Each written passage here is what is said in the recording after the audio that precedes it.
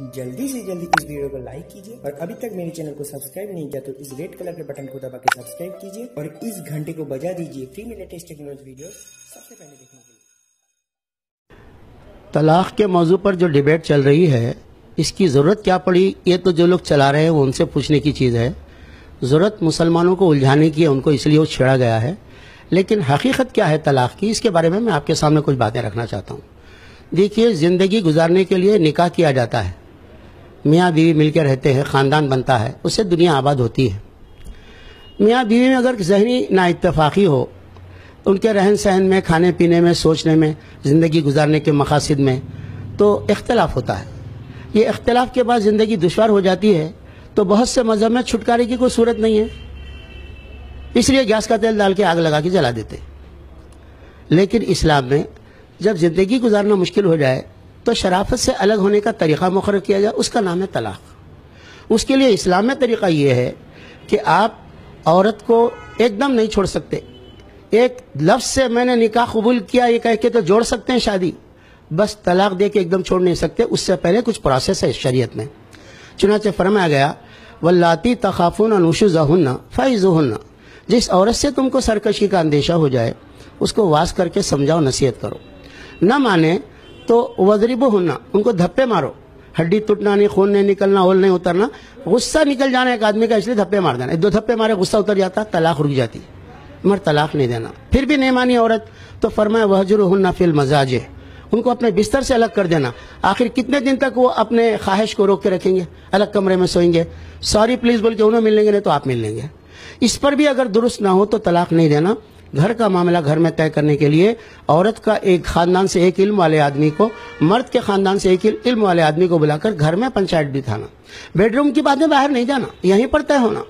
اس پہ بھی اگر بات نہیں سدھری تب فرمایا اس عورت کو چھوڑنے کے لیے تم ایک طلاق دینا۔ وہ بھی کیسی حالت میں دینا؟ اسلام میں طلاق عورت کے اوپر احسان ہے۔ کیسا ہے؟ اس عورت کو ناپاکی کی حالت میں طلاق نہیں دینا۔ کیوں؟ یہ ایام کے جو دن ہوتے ہیں منتھلی کورس، اس میں دماغ ایک جگہ نہیں رہتا، جسم ایک جگہ نہیں رہتا، 8 دن سے ایک دوسرے سے ملے نہیں رہتے ہیں، تو چڑچڑا پر مزاج میں رہتا ہے، تو یہ بیماری کی حالت میں اس کو تم طلاق نہیں دینا۔ وہ نہا کے پاک ہونے کے بعد اگر تم ملاقات کر لیے، بستر سو گئے آپ ایک دوسرے کے ساتھ، تو اس کو حمل ٹھہر جا سکتا ہے۔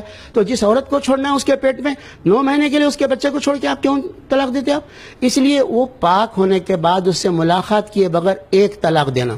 ایک طلاق دے کے بھی گھر سے نہیں نکلنا، اپنے گھر میں رکھنا۔ قرآن میں سورہ طلاق میں موجود ہے اسکنہن من حیث سکنتم من وجدکم، جہاں تم رہتے ہیں اسی جگہ تم ان کو رکھو۔ اپنے گھر میں رکھنا، کھانا، کپڑا، علاج، ضرورتیں پوری ان کی کرنا 3 مہینے تک۔ کیوں؟ کہ اللہ تعالیٰ فرمائے ہو سکتا ہے کہ دل تمہارا مائل ہو جائے، ہو سکتا ہے ان کا خصوص پہ نادم ہونے کا ان کا دل مائل ہو جائے۔ اس طرح سے جدائی کو روکنے کے لیے اسلام نے آخری اسٹیپ تک کام کیا ہے، جہاں انسان کی عقل نہیں جاتی وہاں تک کام کیا ہے۔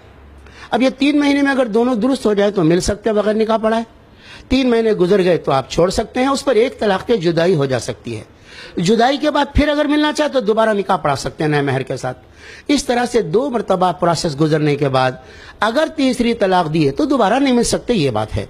لیکن 3 طلاق ایک ساتھ دے دینا، اس کا جہیز بیچ لینا، اس کا سامان کھا جانا، اس کو مار کے زخمی کر دینا، اس کے حسن و جمال کو چکلے لگا دینا اور بار کے اس کو باہر نکال دینا، یہ جو طلاق کا سسٹم کہیں کہیں چلتا ہے وہ غلط ہے، وہ اسلام سے اس کا تعلق نہیں ہے، جاہل لوگ ہیں جو کر رہے ہیں۔ اس لیے مسلمان ایک دوسرے کو ایجوکیٹ کرنا چاہیے کہ طلاق کیسے دینا چاہیے۔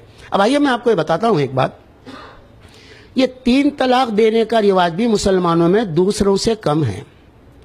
مسلمانوں میں 5% طلاق ہوتی ہے، اس سے زیادہ نہیں ہوتی، جبکہ 23% بغیر طلاق کے، بغیر شوہر کے معلق زندگی گزار رہی غیر مسلم عورتیں۔ شادی ہو گئی، نبھاؤ نہیں ہو سک رہا ہے، کورٹ کو گئے تو طلاق جلدی نہیں ہوتی، 8 سال لگتے ہیں، کتنے لوگوں کے کیسز ہم کو معلوم ہے۔ اس لیے وہ لوگ، شوہر الگ گھر میں رہتا ہے، بیوی بھی کماتی الگ گھر میں رہتی ہے، آپ ان کے بارے میں سوچئے جو 8 سال بغیر شوہر کی عورتیں زندگی گزار رہی ہیں۔ اور ہمارے پاس یہ طلاق ہونے کے بعد عورت 3 مہینے گزارنے کے بعد دوسرا سے نکاح کر سکتی ہے، دوسرے سے شادی کر سکتی ہے. اس کے پسند کے شادی میں رکاوٹ نہیں ڈالنا قرآن میں لکھا ہوا ہے. اور طلاق دے کے بھیجتے وقت اس کا لایا ہوا سامان دے دینا، اپن دیے سو سامان دے دینا، زیور دے دینا، سب دے کے تحفہ دے کے بھیجو. قرآن میں لکھا ہوا ہے طلاق دے کے مار کے بھیجو نہیں، تحفہ دے کے بھیجو. وَلِلْمُطَلَّقَاتِ مَتَاعٌ بِالْمَعْرُوفِ حَقًّا عَلَى الْمُتَّقِينَ. جن عورتوں کو طلاق دی گئی ہے ان کو کچھ نہ کچھ تحفہ دے کے بھیجو. یہ ہے اسلام میں طلاق. اس کے مقابلے میں کہتے ہیں کہ لوگ جو ہے اسلام میں ظلم ہے عورتوں پر. میں بتاؤں، ودوا شالے ہیں گو شالے کی طرح سے متھرا میں دیکھ کے آیا ہوں. پہلے تو آپ کے پاس طلاق نہیں ہے غیر مسلموں کے پاس، اب انہوں نے بھی لے لیا ہے ڈیورس کا ایک سسٹم اپنا لیا انسانوں کے حالت سے. تو وہ ڈیورس کے بعد وہ دوسری شادی نہیں کر سکتی. اور آپ کو معلوم ہی ہے وہ ڈیورس کے بعد کوئی آدمی مر گیا تو اس کے بعد عورت بھی دوسری شادی نہیں کر سکتی. آپ کے پاس یہ حالت ہے کہ ایک بیوہ عورت جس کا شوہر مر گیا، اس کی بیٹی بڑی ہو گئی، شادی ہو رہی ہے، شادی کے منڈپ میں وہ دلہن کی ماں نہیں جا سکتی کیونکہ ودوا ہے. وہ اتنا ظلم تو وہاں پر ہے کہ گایوں کو جس طرح سے رکھ کے چارہ دیتے ہیں، سفید ساڑی پہنا کے سر کے بال منڈا کے ودوا شالے میں رکھتے ہیں، اور وہ میڈیا والے ہم سے کہتے ہیں کہ اسلام میں طلاق میں ظلم ہے. یہ غلط بات ہے. یہ ایشو دراصل مسلمانوں کو ایک ایشو میں پھنسا کے مستقبل میں اچھے کام کرنا، حالات سے نظر ہٹا لینا اور ان کو تنگ کرنا، اس نیت سے کیا جا رہا ہے. اور یونیفارم سول کوڈ لانے کے لیے کیا جا رہا ہے. ہم یونیفارم سول کوڈ کی مذمت کرتے ہیں. انسانوں کا بنایا قانون پہ ہم نہیں چلتے. ہم خدا کا بنایا قانون قرآن میں موجود ہے، اس پر ہمارا ایمان ہے، ہم اسی کے اوپر چلیں گے اور حکومت کو یونیفارم سول کوڈ نہیں لانے دیں گے. اور بہت سے لوگ ہیں یونیفارم سول کوڈ کی مذمت کر رہے ہیں. ہم مسلم پرسن لا کی حفاظت کریں گے، مسلمانوں کو ایجوکیٹ کریں گے، غیر مسلم کی غلط فہمی بھی دور کریں گے انشاءاللہ. اور عورتوں پہ ظلم نہیں ہونے کے لیے بہت سے قانون آپ بنا چکے ہیں، لیکن ان قانون کا کیا ہوا اور ظلم بڑھ گیا عورتوں پر. اس لیے بہتر یہ ہے کہ پرسنل لا کے ایشو میں، طلاق کے ایشو میں میڈیا والے اس کو اچھالنا بند کر دیں. اس لیے کہ میڈیا اس ایشو کو اچھالتا ہے اور ایسے لوگوں کو لا کر پیش کرتا ہے جو اس کی پوری معلومات بھی نہیں رکھتے، تو اس کے ذریعے سے اور غلط فہمی بڑھتی ہے. لہذا میڈیا سے ہماری گزارش ہے کہ وہ شراب بندی پہ ایشو پہ بات کیجیے. آپ بے سہارا جو عورتیں نوکری کر کے بغیر شوہر کے گھروں میں سو رہے ہیں ان کے ایشو پہ بات کیجیے. آپ نریندر مودی پرائم منسٹر کی بیوی انتظار میں 40 سال سے گزار رہی، بوڑھی ہو رہی ہے، ایسی عورتوں کے بارے میں سوچیے. آپ کیوں ہماری بہنوں کے بارے میں، بیٹیوں کے بارے میں سوچتے ہیں جن کی طلاق 100 میں 5 ہوتی ہے، اس سے بھی کم ہوتی ہے. شکریہ. آپ